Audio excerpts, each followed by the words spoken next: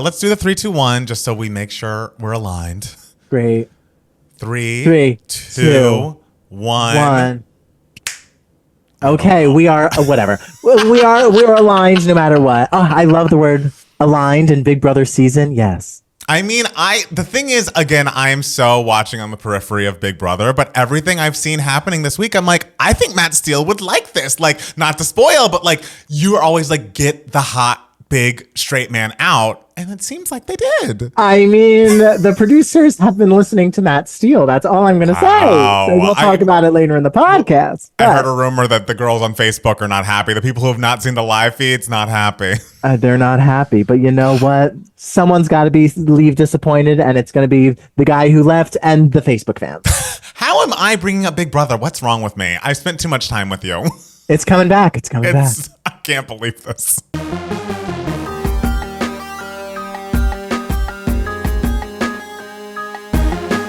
Hey everybody, welcome back to another episode of Two Gay Mats. No, the Two Gay Mats podcast. That's what this is. It is Matt Steele. And it's Matt Balmer. And we are, of course, recording this remotely on a Saturday instead of a Sunday. That's true. Not live in front of the live studio audience that we usually do, because I am in New Jersey for the week visiting my friends and family, because I back when I was in Jersey in May, I was working. I was a working director. And so I didn't really get to see the friends and family that I normally get to see when I'm out here. So I was like, let me go out in July. Also, my brother's an elementary school librarian, so he has more free time during the summer to hang out with me. So I was like, let me go out in July again. And that is what I've been doing, and that is why we are separated yet again. It's true. How is Jersey treating you? Are you feeling at one with your home state? Do you feel like you're just moving back into the Jersey habits that you grew up with? Yeah, I feel at one with the state and the environment, because the humidity in Jersey is so thick that the air of Jersey is fully like covering my entire body at all times.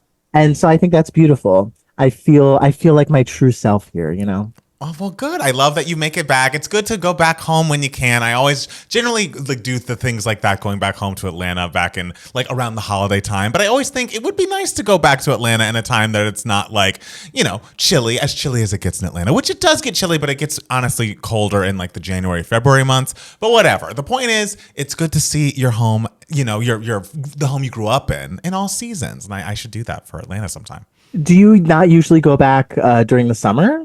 No, I've not been back in Atlanta for the summer since I was 19 years old, I think. Oh my God, really? No, I have not been, because it's like the first year after my freshman year of college, I moved back to Atlanta for the summer, and I worked at like Abercrombie in the summer, and it was like there was a moment when I was working the job and I was home and I was like, this is the last time I'm going to do this.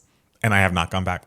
Wow, because like summer is like the time when people take their vacations and everything usually, but you, I guess, take your vacations elsewhere. No, I save it all up for the holidays. You know how I feel about Christmas time, and Christmas time is in the air again. The great Mariah Carey song on Merry Christmas to You. And I feel like, that's when I can reconnect. That's what feels like family, feels like home to me, is that time of year. So that's my yearly thing. And I'm also someone who likes a routine. And so this has been the routine for now, 15 years or so. And maybe it's time to switch it up. Who knows? Yeah, go out. Come on. Go out there in like in August.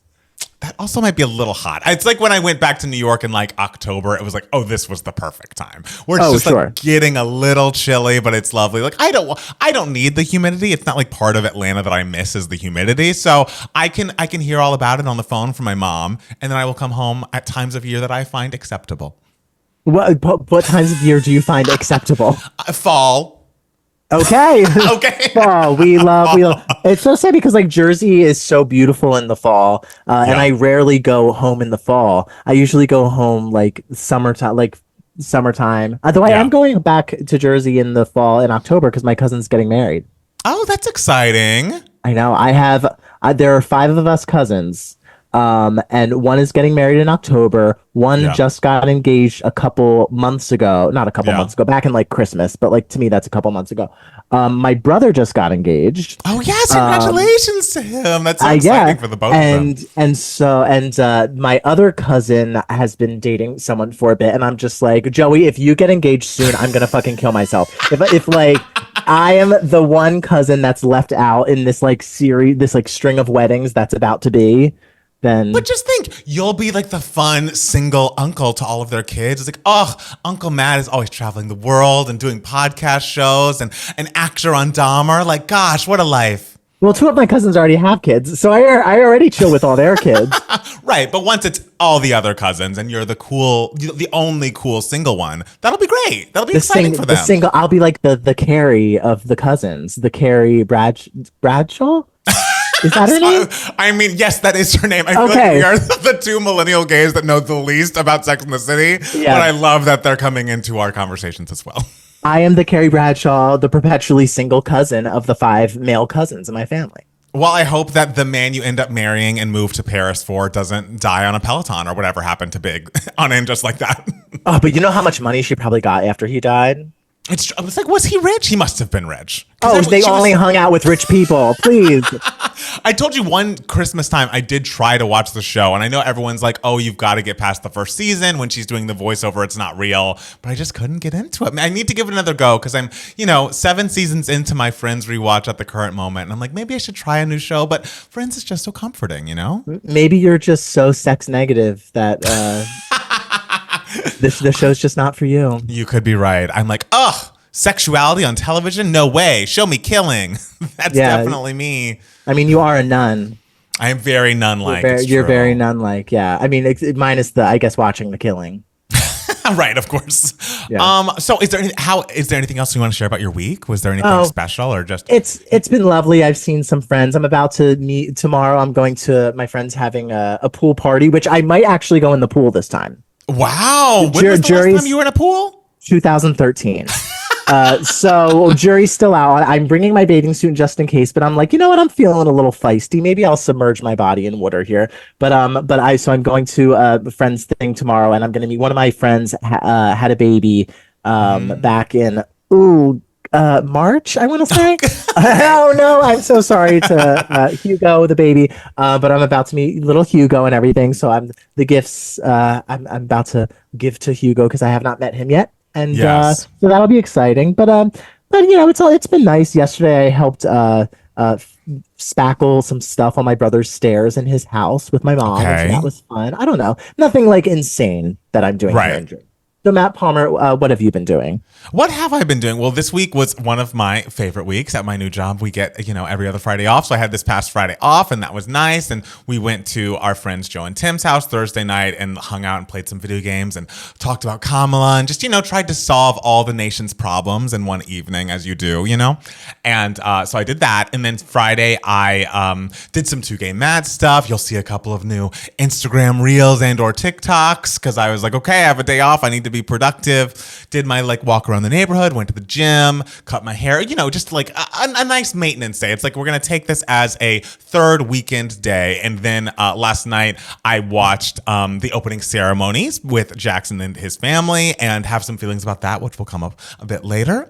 And then today it's going to be, us recording this podcast, me uploading the podcast, setting it to go live tomorrow, Sunday night at 6:30 p.m. It'll be my first Sunday night off in who knows how long because we will have done all the work, and that's exciting. And then I'm going to try to tell as many people as possible.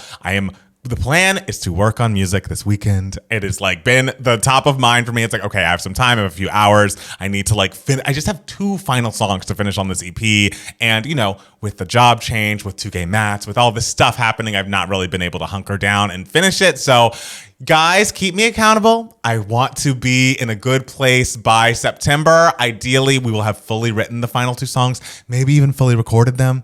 But it's hard to juggle it all, like Sex and the City probably says, you can't have it all. It probably says. You think that's just? You think that's a phrase that there's they must have said that in one of the 5,000 seasons of Sex? I feel like the theme of a lot of we're young people, growing up in this age. It's I want, it's like 30 Rock. It's she wants to be the best at her job. She wants to have the best relationship. She wants to do, have kids, be mom of the year. And it's hard to juggle all the things. Sometimes things have to drop. So that's how I'm feeling. But I don't want the music ball I'm juggling to drop. And I'm going to be picking it back up off the ground this weekend. So okay, well. What is going to drop then? I guess 2 Gay Mad. See you guys. All right, bye. Bye. I mean, we have been doing a lot of podcasts remotely in the past, like, couple months. So. That's not dropping, darling. That is work. That is us really making it work. It seems like you want to grow apart. Sweetie, you are the problem. Well, I got COVID, so I guess that was my fault. But this time, you just flew across the country. So that is not, I didn't drop anything. I set up the Zoom. You did, and you were like, we're recording this on Saturday. I was like, maybe I'll bring my microphone because maybe we won't record a podcast. And you were just like, shut up, we're recording a podcast. I think it's for the best. This is what I'm saying. You don't want the balls to drop. Exactly. So should we jump into the news radiates? Sure. I want to know what news there is outside of the Kamala, because my news has just been Kamala, and it's been great. I mean, we're certainly going to be opening with Kamala, so everyone jump in for that. The Obamas did finally endorse VP Harris for the presidential nomination. They posted a very cute video of Barack and Michelle calling Kamala on the phone. And, it seems like the four of them, meaning the three, the Obamas, Kamala, and husband Doug, seem to have a friendship, which is really nice and lovely. And I'm glad it happened. Obviously, it was going to happen. There's no other nominee. There's no other person that's really challenging Kamala at this point. She raised so much money. I believe she raised, $81 million in a 24-hour period? Yeah, so just for her. And 24-hour period. Yeah, it's insane. Yeah, it's unbelievable. Broke records. It had a better first day than Twisters did at the box office all its first week. So it's pretty impressive stuff. I feel like when we were recording last week, we knew the endorsements were rolling in and the money was rolling in, but the consistency, the fact that every other day there's a new tonight is the gay black men for Kamala Zoom, and we've raised $500,000. The white women for Kamala Zoom raised $1.5 million. I don't know. People are coming together. I feel like people are really excited. The energy is still flowing, and Trump is already saying he might not even debate her, and it's ugh, you coward. Flop. Yeah. All I'm gonna say is I'm excited for the gay, redheaded, left-handed white boy Zoom for Kamala. Hey, you better I will be spearheading speaker. it. Yeah, yes. Absolutely. We will raise tens of dollars, ladies and gentlemen. I can't wait. Yeah, that's the thing. The thing is, if we had gay podcasters for Kamala, it'd actually be a lot. That would actually be really fun. It'd be really fun, and it would be a lot of people, because I think it's becoming illegal to be a gay man in your 30s and not have a podcast. So I'm glad that I don't know, I feel like we were early-ish on the podcast front. We've been doing content shit for 11 years. But, if you're gay and you have something to say, which a lot of gays love to yap, people love to pick up a podcast microphone. And to that I say, if I agree with you, great. If you are dumb and you're spreading misinformation, someone steal the mic. We don't need to hear it. We will cut you off from the Zoom later. The moderator, who will be the moderator between the two of us? You could moderate. I feel like you're fair and balanced. I'd be more no, you said something bad about Mariah. Cut the cord. It would just be the gay podcasters for Kamala Zoom will literally just turn into a discussion of what is Taylor Swift's best album, and it will end in flames. We will end a divided party. Absolutely it will. So maybe that's not the best idea. Bad idea. But also, Madam Vice President is also going to appear on the Drag Race All-Stars season finale. I assume this was filmed much prior to all that's happened over the past week, but it's exciting that it's kind of happening at the same time. If this was a rollout plan of an album, it seems like this is another good promotional piece. Excited for that. And speaking of vice presidents and vice presidential nominees, man, JD Vance is a fucking flop, isn't he?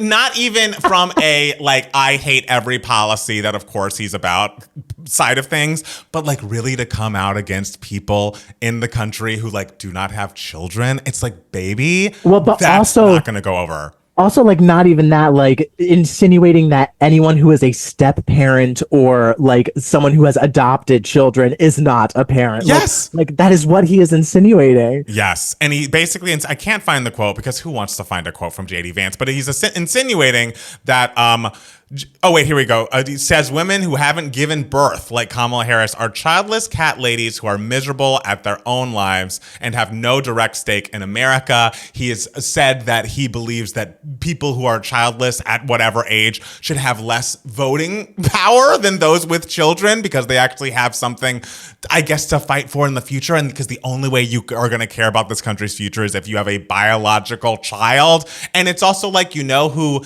white women across the world world and across suburbia fucking love? Jennifer Aniston. And Jennifer Aniston has come out and been like, fuck this guy. I can't believe this is coming from a potential VP of the United States. All I can say that is, Mr. Vance, I pray that your daughter is fortunate enough to bear children of her own one day. I hope she will not have to turn to IVF as the second option because you are trying to take that away from her too. Between Jennifer Aniston coming out against this man, between Connie Britton coming out against this man on the White Woman Zoom, and between all the rumors that he has sex with couches, which I don't think is true. What is this? Like, all I see on Twitter is just JD Vance has sex with a couch, and I don't understand where it's coming from, but I'm enjoying the memes. I'm enjoying the memes. I looked it up. Unfortunately, I do think someone on Twitter truly just made it up, but the balls are rolling. And, you know, can't stop that. And the fact that it's gotten so big that the AP News had to come out and be like, no, JD Vance doesn't have sex with couches, and then had to delete the article. It's just like the unpopularity of this person, the fact that he is dragging this ticket down right in front of our eyes. He is so unlikable. He is so not charismatic. What a terrible pick. If Kamala had been the nominee, like at the time of this, there's no way this man would be picked. Well, and so just brilliant. Like not even qualified. Like he served as a senator for not even 2 years. Like what it's just so funny because like he adds the fact that he was picked was so confusing because he adds nothing to the Trump ticket. Like when you're looking for a potential vice president pick, you're looking for someone who's a little bit like who appeals to a different demographic than you. So you get a wider range of people who will, you know, vote for you. Yes. But JD Vance literally just appeals to the exact same Trump base that Trump is already appealing to. Like JD Vance doesn't appeal to moderates or independents or women or like non-white people. Yeah. True. And so it's like it was such a baffling choice to begin with. I mean, but like Donald Trump, he's all just about like picking anyone who's like completely loyal to him, which also isn't even true because there's all the footage of JD Vance literally like not even 2 years ago being like Donald Trump's a fucking flop. It's truly wild how poorly this is going, and I would not be surprised if Trump like was investigating options on how to drop him from the ticket because Trump is nothing if not plugged in to everything that's being said, especially on Fox News. But they don't like him over there either, so I don't know. I don't know what's going on there. And worst of luck to both of them. I hope that they get nowhere near the Oval Office. And you know what? We're having a great time. The gay podcasters for Kamala. We're having a great time until we get into our epic battle over Beyonce's worst song. Hey, did you see the Beyonce thing she posted? The Yaya thing for the Team USA at the Olympics? It was not visuals, but I'll take it. It's like any sort of movement. I see her lipping parts of Yaya, even though it was rewritten to, you know, be about Team USA. Because if you listen to the fucking verse lyrics of Yaya, this isn't like a pro-America song. So she stripped all those out and was like, we love you guys, Team USA. What a complicated country we live in. And it's like, oh. That clip really did bring me a lot of life this morning, though. So thank you, Beyonce, for making it. I will take whatever I can get. I'm so starved for Beyonce content. But lastly, on the Kamala of it all, Charli XCX, I believe after we recorded last week, did tweet, Kamala is brat on her Twitter. So that was exciting for all of the, you know, millennial gays who have made brat their entire personality for this summer. Mm-hmm. Now on CNN, Jake Tapper is unfortunately trying to explain with like Gen Z correspondents what brat even is. The Kamala HQ page has a brat header. Incredible. It's so brilliant and so incredible, but I have to echo the sentiments of I feel like several people this week in saying Kamala Harris herself cannot speak about this. Do not say anything. Do not lean too far in to the coconut tree.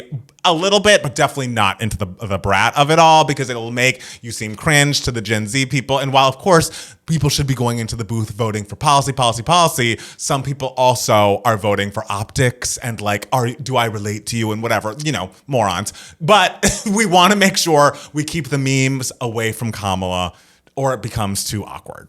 Yes, there are memers and they have a separate job. Yes. They're trying to appeal to a separate group of people. Yes. The kids online who are just like, yes, let's make everything lime green and noisy. And that's what they like and everything. And that will draw them into like, to be like, who is Kamala? But the second Kamala like starts quoting lyrics from Apple or something. It'll just seem a little disingenuous. And so I don't think she'll start. I don't either. And like, because my thought is like, if I see this incredible person doing the Apple dance on my TikTok, I will be I don't want it to go too far. I don't want it to go too far. So listen, you know me, I love my politicians boring as hell. I give me an old, boring person whose eyes light up when they hear the words health insurance policy. Like I'm all about that. My politicians do not need to be cool. I want cool people supporting the boring politicians in a way that will appeal to other, cool people and the gay podcasters of the world. But the actual people making the decisions, I want them focused on, the stuff that's too big for my brain to handle. Right. Did you see the article that was interviewing? I don't know if it was interviewing or Doug Emhoff was talking about the day that Joe Biden dropped out, and he was in LA in West Hollywood. He was in West Hollywood, quote unquote, messing around with two like gay couple friends and like not looking at his phone. He was at a brunch with the gays, and he gets his phone and it's like lit up, it's on fire. I think like one of the gays like looked at his phone and was like, Doug, you need to look at this. And we're here to tell you, it was me and Matt Steele. We love queening out with Doug. It's what we do every day. I just can't imagine VP Harris on the phone with her husband being like, what the fuck are you doing? Please come to DC. I'm going to need you. Like, bitch, you need to leave brunch right now. Put down the goddamn mimosa and call me, your wife, the vice president of the United States. And might be president soon, so get your act together, Douglas. I love Doug. Doug is like the cutest thing on the planet. It's great. He's great, and I can't wait to see how he decorates the White House at Christmas time. It's going to be beautiful. Well, if he's friends with a bunch of West Hollywood gays, that White House is going to be looking fucking off the chain. I want them in the pictures when like he's standing in front of the big tree or whatever it's going to be. I want the gays in there in matching sweater sets. I need it. I need it. Absolutely. Yeah. There will be a giant gay as the star topper on the tree. I can't wait. Looking forward to that. And speaking of Brat, and remember how Charli and XCX and Lorde worked it out on the remix? There is a rumor going around that Olivia Rodrigo and Sabrina Carpenter might be doing the same thing. There is a rumor circulating that Olivia Rodrigo and Sabrina Carpenter are discussing a possible collaboration. Dan Nigro, who is Olivia's producer, did start following Sabrina on Instagram this year, but other than that, there's not much basis to this rumor outside of like a tweet that's going around. So it could happen, it could not happen, but the fact that two Joshua Bassett exes who literally took their broken relationships and built pop superstardom on top of them might be collaborating. I have to stand. Like, I would love to fucking see it. You know that my dream post-Brat era is that every person who's ever been in a feud collaborates to solve the feud and not to like diss each other. And this would be the first step in my dream for the future America, We can unite, guys. We really can. But the question is, who's Joshua Bassett going to collaborate with? I don't know. And the thing is, I feel bad. Joshua Bassett, I feel like has gone through it. I think he had a born again moment. And I was reading something about how his tour is not selling well. I just feel, it must be tough to have been so close to people who are now truly two of the biggest pop stars of their generation. Like having dated them, songs about you are what made them famous a lot of the time. And now you're I don't know. I just feel like he's going through it. I don't actually want anything bad for him, even if he wasn't the best boyfriend. But also, if I was a pop upstart, wouldn't you try to date Joshua Bassett? It's like, okay, he's doing something right. He is causing these things. He's, it's like I feel like there's a million rom-coms from the 90s where the woman's like, oh, I'm always the last girl that the guys date before they go off and get married. That's kind of Joshua Bassett. And they just get married to pop superstardom. He's got the magic touch. And the thing is, like, he's got good music too. He does. We listen to some of his music, and and it's good. I mean, it's just talent abound with that trio. Absolutely. Who knows? Maybe they'll all three be on a song together. I think that'd be incredible. It really would. Okay, so this is hard to explain, and I was talking about the news stories before we got started, and Matt Steele doesn't know anything about this. Let me lounge for this one. Hold on. Let me get in my Mariah pose. Oh, wow, right. Mariah. I'm on my bed. I feel like that's what you do when you podcast from home. Is like you just really must be horizontal the entire time. Oh, and the lighting is so much better with this right here if you're watching this on YouTube. I was going to say, a lot of people are just going to be listening to this, so you're just going to have to take our word for it. But guys, please just know I look great. Okay. Okay, great. That's the important part of this podcast. Is that All right, Matt tell me the Steele- story. Tell me the Great. story. Halsey sampled Britney Spears' Lucky on a new single entitled Lucky. And she apparently reached out to Britney about the sample of the song and wrote this big loving fan letter about it. And Britney was like all behind her. That's cool. You know, go for it. The song is great, whatever. The song is basically talking about, like, at least the music video, it seems like there's a young girl. It seems like it's the late 90s, early 2000s. The young girl seemingly represents Halsey. And then there's a Britney-esque pop star who's like got pink hair, but is wearing the like toxic glitter bodysuit on television, singing like, you know, I'm so lucky I'm a star, but I cry, whatever. But some of the verses make references to that pop star maybe doing drugs or like just like, I don't know. But when I watched the music video, which I only watched because Britney commented on it, it didn't seem like it really was, you know, I'm making fun of Britney Spears or like I'm saying something negative about her. That is not the vibe of the video to me. But Britney, who in fairness has been referenced in music videos before directly in ways that were not kind and who has been, you know, maligned by the media. She has a lot of trauma around this. She tweeted out, "For obvious reasons, I'm very upset about the Halsey video. I feel harassed, violated, and bullied. I didn't know an artist like her and someone I looked up to and admired would illustrate me in such an ignorant way by tailoring me as a superficial pop star with no heart or concern at all." I did not get that vibe from the video, I must say. She talks a bit more and then ends it with, "I'm speaking with my lawyers today to see what can be done on this matter. It feels illegal and downright cruel." So this happens. The internet is ablaze. You know, the Discord, of course, is ablaze. And I'm like, wait, what is the music video? Is it mean? I watched it. It seemed like it referenced her, but did not seem mean or cruel. And so I was like, okay, Britney's been through a lot. She's very sensitive about her portrayal in the media that she's not involved in. I get it. But like, it didn't seem mean to me on the outside looking in. Yeah. Then later on, Britney deletes the tweet, comes back and tweets, "Fake news. That was not me on my phone. I love Halsey, and that's why I deleted it." Rose. Okay. I mean, that's a method to go about it. Right. It's like, I would think she would just be like, you know what? I didn't really like watch the music video in its full scope. I talked to Halsey. Everything's cool. Don't worry. Right. She was like, no, I've been hacked. That was Britney AI. Yes. I feel like I've been hacked is always, it's never the best first response. It's kind of like when I watch a movie and it ends with, "It was all a dream." It's like, well, then, I mean, I don't believe you. And like, what was all this for? But the long and short of it to me is like, the Free Britney movement was not about like, oh, Britney will now go back to the person that I imagined she was prior to this whole event. 13 years of her life in which she was in a conservatorship. She will, you know, put out music and live her life the way I deem is acceptable. I think Britney Spears has gone through a lot. I think she's naturally like a quirky person, an odd duck.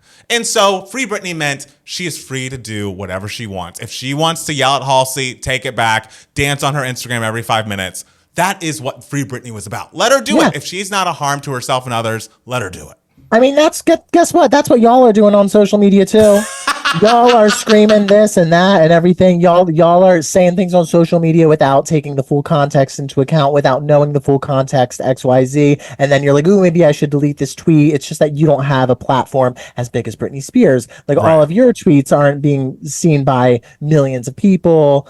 You know, we all see, you know, our parents on Facebook saying something, and then you have to be like, oh, aunt, whatever, maybe you should delete that because XYZ, and your aunt's just like, oh yeah, maybe I should. Right. I didn't know the full facts. And like it's something that everyone does, and that is what the Free Britney movement was about. Yes. It was essentially like, this is a grown woman who is allowed to make her own mistakes or get things wrong sometimes on her own terms. Yes, I completely agree with you and wish Britney nothing but the best. Also, the Halsey song was like fine. So that's great. Great. What success about? And hey, maybe this silver lining, this got people to check out the Halsey song who maybe wouldn't have checked it out.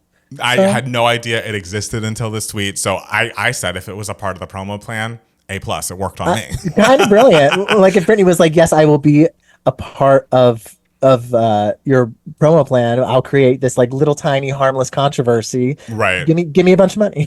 Please give me a bunch of money. I'll do it. Yeah. Speaking of the pop girls, Jade from Little Mix is expected to have the highest charting single of all of the Little Mix, post bandmates on the UK singles chart. It looks like she is going to be debuting at number 2 on the UK singles chart with Angel of My Dreams, which is cool, exciting, and interesting because if you listen to that song, it's very much not like I'm going for ear candy, I'm going for easy to swallow. Like, it's a ride. Someone compared it to What You Waiting For by Gwen Stefani, and I think that is very valid. And there's been already she's posted clips of a remix that's completely resung. I just think I'm excited about her and what she's going to do next because all her decisions have been very interesting to me. The song is growing on me every time I listen to it. I now understand what is in the song versus what's in the video. And I like her. I can't wait to see what she does next. Yeah, it's cool. Out of all the Little Mix members, it was definitely the biggest swing of a first single. For sure. But I love Don't Say Love. Oh, I mean, Don't Say Love is great. What a great song. Yeah. Box office surprise. I mean, I guess I'm just not plugged into the Marvel universe, especially at this point.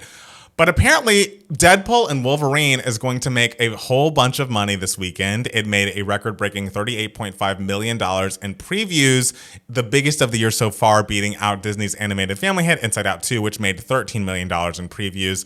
It is on a track to open domestically in the $160 to $170 million range.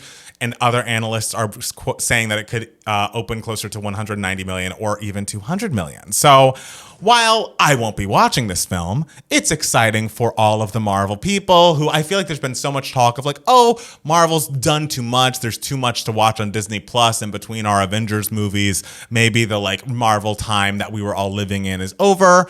And I think maybe we could just lessen it a bit and maybe every once in a while we get something like this for the Marvel heads and they can consolidate their monies around a film like this that, people are liking. Taylor Swift urged people to watch it because I guess she's both friends with Ryan Reynolds and Hugh Jackman.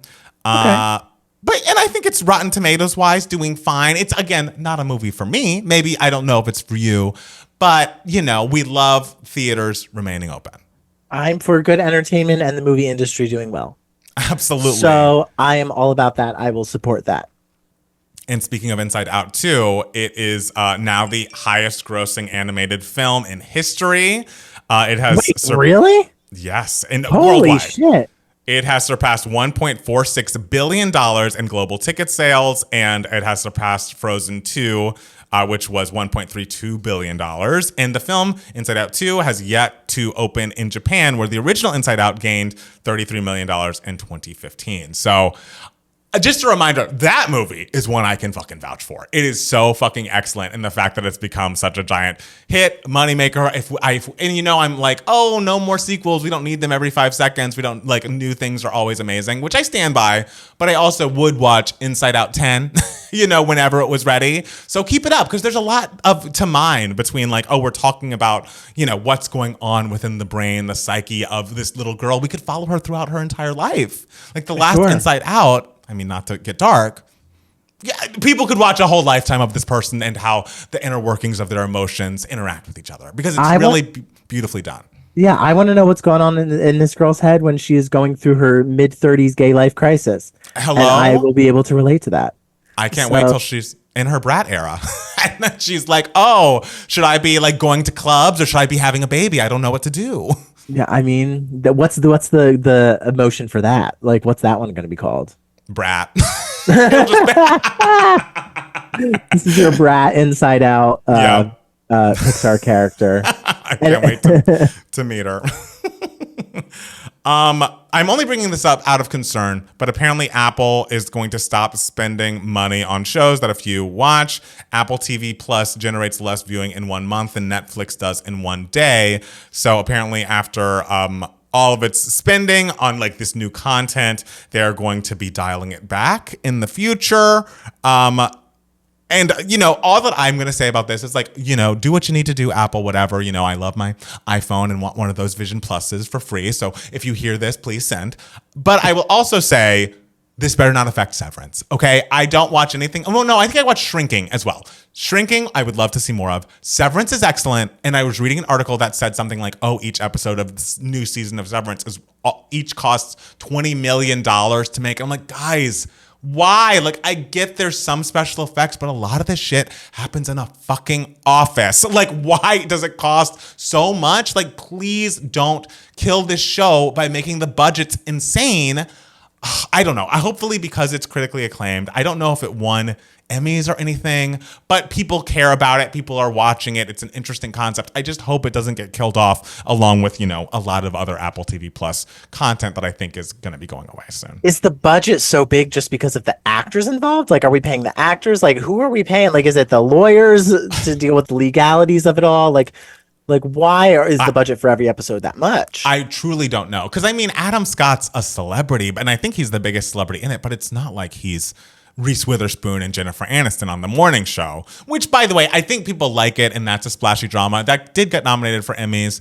But if you guys are coming down to whether to cut, you know, the morning show or Severance, the morning show could go. Like, okay, I try. That's Matt Palmer's vote, I guess. That's true. If you need me on the board, I'm available. Yeah, but it's not like Severance. I mean, I haven't seen Severance, but like it's not like they're giving you like Game of Thrones like dragons here or battle sequences that are going to cost $1 trillion. Right. But you know, if I knew how much money why all these shows cost so much money, then I would be working steadily in the industry, wouldn't I? So you're working steadily. I'm on working a podcast steadily at the restaurant. And on a podcast. And in the gay casters for Kamala industry. Absolutely. You're near the top over there.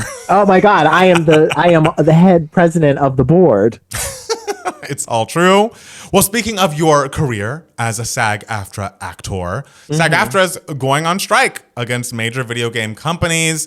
Of course, the big thing is AI. We're not going to consent to a contract that allows companies to abuse AI to the detriment of our members. Enough is enough. When these companies get serious about offering an agreement our members can live and work with, we will be here ready to negotiate, SAG-AFTRA President Fran Drescher said in a statement.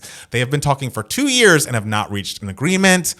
I appreciate Fran still fighting the good fight, and it's just like of course the video game folks want to just use AI for fucking everything. That tracks with like the tech piece of all of this, but like, have we not learned anything from the writer strike and the SAG strike that was so very recent? Like, these are people that need to live and work and like pay them livable and workable wages. Like, why is that so much to ask? They are dedicating their lives to art, to entertain the entire world, and you just want to replace them with AI? Like, give me a break. Yeah, and let me tell you, like, it is acting for a video game is a skill. I have done maybe 2 video game auditions in my life that I had to self-tape for, and they were by a mile like the hardest things I had to audition for, because in my, I guess, like, director brain, like, I'm picturing a video game, so like my natural instinct as an actor is like, okay, this is for a video game,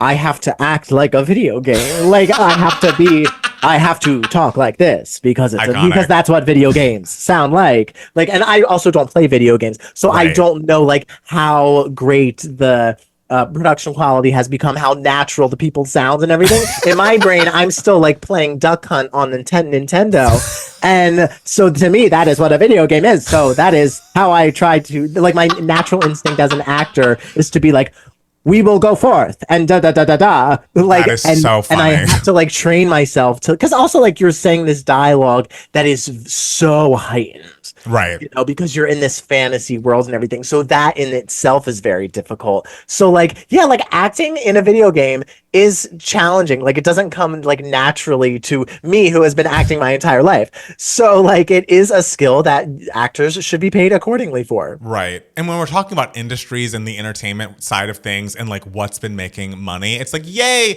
we're having a big hit with Deadpool and Wolverine. The price point of fucking video games is so insanely high, and they have never, like, no one has successfully, I mean, I'm sure some people have, but like, it's very difficult to find a way to pirate like a PS4 game or like a Switch game. So as many issues as we all have with pirating within the music industry, TV industry, film industry, they don't fucking have that. So they are making buckets and buckets of money. Of course, there are people developing and creating these games that get paid very well, but you know who else should get paid well? The actors, which, by the way, just so you know, a lot of games now, especially the ones on PS4, they have full cut scenes. Like they're just like, this is just a scene. And like this has nothing to do with the gameplay. Someone is watching in between the parts they're playing the game. So the next time, you know, an audition comes across your desk, just imagine it's a movie. Just imagine you're going in for a film, because what they're going to show essentially is just going to be a movie that's going to be animated over your performance. Oh, completely. Yeah, it's you're basically watching a movie before you start the video game, right? And in the middle of playing the video game and stuff like that. So, which, like, who has the time for that? I mean, maybe again, I grew up with Nintendo. I don't need to see a cutscene of Mario like really being devastated that Princess Peach was taken by Bowser or whatever. Like, just let me start playing. But like, that's neither here nor there. The point is, pay people who do shit for you in general, but especially if you're in the video game industry and you're paying the actors and you have so much fucking money, give them the money. Give us some money. Give us some money. Please. Give us some money. Yeah. Okay, well, I think that's all I had for the news for idiots today. Matt Steele, did you have any other news for idiots you wanted to share with the people? I don't think so. Okay, great. Well, let's take a quick break, and then we'll be back with more 2Gay Mats, the podcast. Guys, this is going to be the shortest second half you've ever heard. But first, Matt Balmer, give us the ad. Guys, thank you so much for listening to or watching the podcast. It means so much to us. Please go to your Apple Podcasts or Spotify and leave us a 5-star rating or review. That helps us so much with the algorithms. We want to make sure as many people listen to or watch this podcast as possible. It would mean so much to us. And if you really love us, go to patreon.com/2gaymats. For as little as $5 a month, you can help support this podcast and the YouTube channel and get so much bonus content. You can join the Discord and hang out with friends you just haven't met yet, and request a reaction to a song that you request of your very own at a certain tier. Guys, my mom joined the Discord yesterday. I sat on that couch. I sat on that couch teaching her what Discord was, how to join it, and taught her how to reply to people, how to respond with happy face, laughing face emojis or whatever the hell. And she sat on there for a solid 10 minutes chatting with people on the Discord. They were like, Mama Steele, how do you feel about Chapel Roan? She was like, I don't know what that is. So they sent her a music video to watch. She watched it, and her review of Chapel Roan was, I like her, she's jumpy. And that's what you can experience on Discord. Although my mom is probably never logging into that Discord. I was going to say, it felt like the one night only of your mom on Discord, but you never know. She does come on the live chats on the YouTube when we do this live Sunday nights. So I would not put it past. Maybe she'll figure it out and she'll love it. So guys, join the Discord so you can see if Mama Steele will make her return. You got to do it. Yeah. You got to do it. And so this is where normally we would have Email My Heart, which is the section of the podcast where we answer any questions that you guys might have. You can be a part of Email My Heart if you email us at 2gaymats@gmail.com. 2 is spelled TWO. However, we got no emails this week, which is and it's funny because we had 4 last week, and I was like, should we save some of these for next week? And then I was like, nah, someone will email us the next week. They didn't. Oh my God. Well, you know what? This is kind of a light week for us right now. Nothing crazy happened politically, which is great. And, you're on a vacation, you're relaxing. We don't want to, overwork you on your vacation time, And let me tell you, I'm sitting in my bedroom, which has like a installed in the wall air conditioning unit, and I had to turn it off for this podcasting occasion, the Gay Podcasters for Kamala session. And so I am sweating very, very profusely right now. And so I say we speed the second half of this podcast up so I can turn that aircon back on. I think that's a great idea. And Matt Steele, I'm going to assume you have a 2Gay Minutes for us this week. I do have a 2Gay Minutes. I had a feeling. So let me get 2 minutes on my timer. And this is the section of the podcast where one of us, often Matt Steele, talks for 2 minutes about something that the other Matt does not care about. And Matt Steele is, this basically becomes a Big Brother segment during Big Brother season. And so Matt Steele wants to talk about what's happened on Big Brother since we last spoke. And I will give him 2 minutes to do just that. Are you ready, Matt Steele? I am ready. All right. 3, 2, 1, let's go. We left last week off with 50-year-old Mormon grandma Angela having told off 25-year-old hunky Southern gentleman Matt and calling him screaming crazy eyes at him. After the glitter-eating outcast Lisa won the Power of Veto competition, she removed herself from the nomination block, and HOH Angela put Matt up in her place. Everyone secretly wants Matt gone except for his 2 allies, Mackenzie and Leah, but Matt thinks he's aligned with the whole house. There's a twist this season where there are 3 nominees, and then on eviction night, there is a live competition where the 3 nominees compete in what is called the AI arena, and whoever wins that is safe, and the house votes the two losers out. It's kind of a surprisingly excellent twist because all week long, no one really knows who the final two nominees are going to be. So you get to see people really scrambling on live television to figure out what is happening every live show. Great work, production. The token gay guy, Chemo, wins the AI arena, and the entire house erupts in insane cheers. Mackenzie and Leah think it's because everyone's just happy for Chemo, but it's actually because everyone wants to get rid of Matt.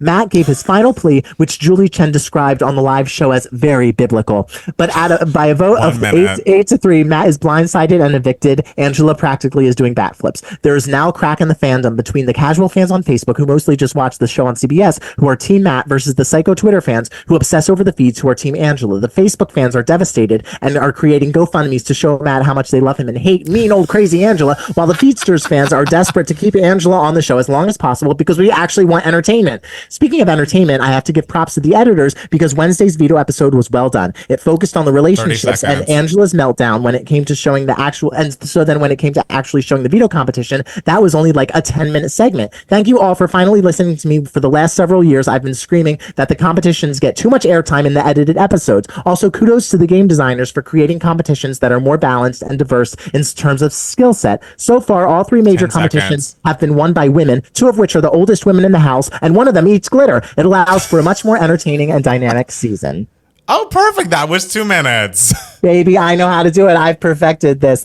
This is a science to me. I know exactly how many paragraphs to write. Yeah. So someone ate glitter? I'm sorry. That's the first I'm hearing of that. Lisa's a character. She was like my favorite. Like when the cast was revealed, I was like, oh, all these people seem like duds except for this one right here. She's a chef, and she brought edible glitter into the house, and so she's just running around the house sprinkling it on like everyone's food, and everyone is kind of just like, she's driving me insane. She's driving me nuts. She drinks water that has been bathed in moonlight or whatever. And so now she's a have-not this season, which means that like she can only eat Big Brother slop for this week, or she's a have-not this week. So she's only allowed to eat Big Brother slop. And so she had to get confirmation from production that she could not eat the edible glitter. She had to only eat slop. She could not put the glitter on the slop. Okay. Yeah. Well, she's great. I want her to last. And of course, she has no allies whatsoever. Like I love her. I need her to stay. Wow. Well, I'm glad the show is good for you this season. I really hope it keeps up. I hope like in 3 weeks, 4 weeks, you're not like, Angela's gone, everything's gone to shit, everything is boring. Like, I don't want that for you and your, you know, as you kindly refer to them, Twitter psychos to be, I don't want you all to be disappointed. We will be like, and it's just like all the people, like the Facebook fans are just like, Angela needs to go. She needs to go. And it's like, why? You want to watch entertainment? Some like people don't. Like this woman is pure like gold on television. Right. But, yeah. People. I feel like sometimes, and this is kind of why I hope that production companies and like people making reality shows don't listen to the fans. It's like the fans think they know what they want and they fucking don't. It's like when people really rally around getting a housewife fired just because she's the villain of the season. And it's like, guys, but then nothing would be happening. Yeah. Then we'd all be sitting. Do you know what show you're watching? Right. Exactly. So I'm with you. Don't fire the entertaining people unless they're like, there's a line between like loving to hate someone and like hating to hate them. Like if they're truly just like only there doing diabolical shit, sure, get them off. But if they're like keeping the show alive, they need to be there. Well, because the thing with Angela is that like she is like so not problematic in the slightest. Like she is like just a regular woman who just like wears her emotions on her sleeve, and sometimes she just has to say what she has to say. Like it's not like she's doing anything like mean or cruel or like truly like bad. Like she's a perfectly harmless house guest. She's just like really entertaining to watch. Right. So, but some people don't want villains. I guess not. Should we move on to Give Me Moments? Sure. Okay. Well, I will go. Mine will not be too long, but I just need to say that yesterday I watched the opening ceremonies for the Olympics. I am, historically not the biggest Olympics person. Like I want all the athletes to do well, but a lot of people are like, oh, I never watch sports, but the Olympics will get me every time. And I'm like, I don't have that within me, but I will, Jackson's a big Olympics person. So I was like, okay, let me give you more Olympics time this go around. And we watched the opening ceremonies, and Lady Gaga performed, and that was very fun. She performed 2 French songs that I didn't understand a word, but she seemed to be having a lot of fun up there. So we love that for her. I'll say generally the opening ceremonies, like they would have cool moments. Like there was a moment where you can probably see a clip on Twitter or something where there's like almost a metallic horse running across the water. And it's like they'd have cool things like that happen. Or there was this one guy who was a ballerina, but also was lip syncing like an opera song while dancing. And like, it was also cool for a second. I felt like the issue throughout the opening ceremonies was like, okay, this would be a cool, like, 15-second clip and it goes on for like 3 minutes. I'm like, why am I still looking at this horse running? Why am I still looking at this man lip sync while he dances and break dances and whatever he does? Like, it just takes too long. But the perfect moment of the opening ceremonies, I must say, if you have not watched Celine Dion close the opening ceremonies on the Eiffel Tower, singing her fucking face off after you've seen clips of her months and months and months of her discussing and like fighting through this horrible degenerative disease that she has. It is heartwarming as a person, again, who's watching the Olympics feeling, nothing. Watching Celine Dion up there deliver that performance, there's no way to watch it and not be like, it's the most awe-inspiring thing. She knocks it out of the fucking park. Because it's not like, oh, she just sounds great. Because of course she sounds great. She's trained for this moment. But she's up there. She's moving. She looks like the Celine Dion that you remember, like, being in charge of fucking Vegas for decades. Like, she is a performer. And, like, even I can't imagine the amount of training, the amount of work, the amount of rehearsal that she had to go through to get to this point. But it's beautiful, beautiful, beautiful to see her back in her glory atop the Eiffel Tower, performing her fucking face off, closing the Paris opening ceremonies, knowing that, she's a native French speaker. She's not from France, but whatever. It was exciting, thrilling. And then, of course, Kelly Clarkson is one of the correspondents. So it's Peyton Manning and Mike, the regular guy who I guess does a lot of the Olympics. And they are talking about the performance after. And they're like, what do you think, Kelly? And she's like, if you knew what Celine was going through, she's these like, fucking sports guys are watching and being like, oh yeah, cool, I'm excited for the games to start. And Kelly Clarkson's just like, wait.